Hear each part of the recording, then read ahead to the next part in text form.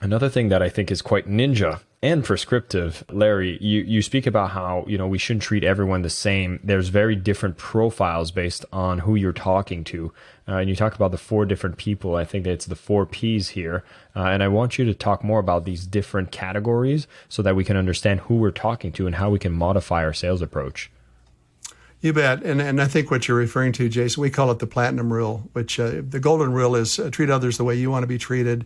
The platinum rule is no, don't treat them the way you want to be treated. Treat them the way they want to be treated. And the first thing you need to know is what is their personality type. And we use kind of a takeoff on the DISC personality profiles. A lot of people are familiar with those.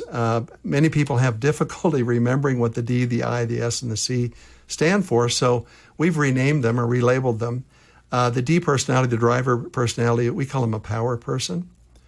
And they are very quick decision makers. They're willing to take risks. They won't give you very much time. The I personality is what we call the party person. They focus on the now. Am I having fun now? They're big on relationships. They like to work in groups. They are risk takers.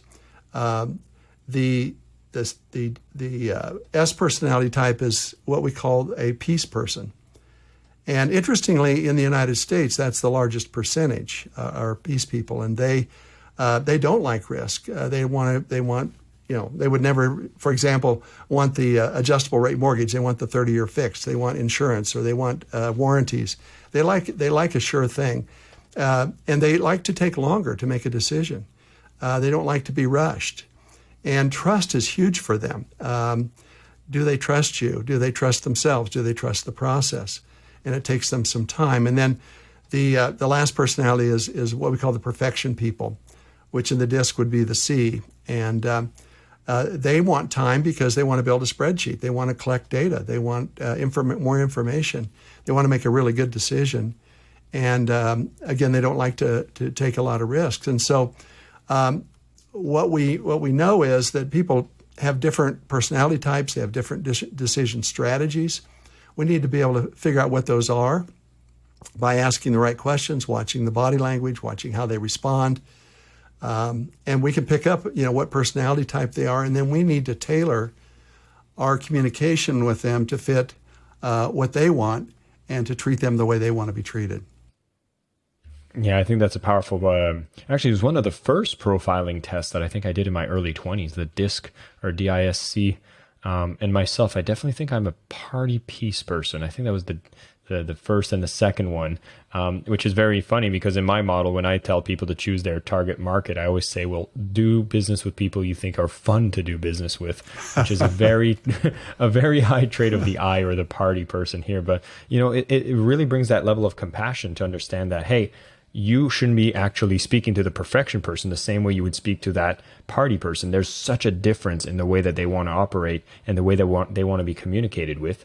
And so by having this understanding, are there quick ways you can pick up I think the labels really help you, but that's something you can decide quite quickly when you have that conversation?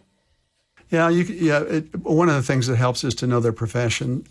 Typically, power people tend to be CEOs, entrepreneurs, sometimes attorneys, but you can tell that they have this urgency about them, and their urgency is to get to the future. And are you going to help me get to the future? Are you on my way to the future?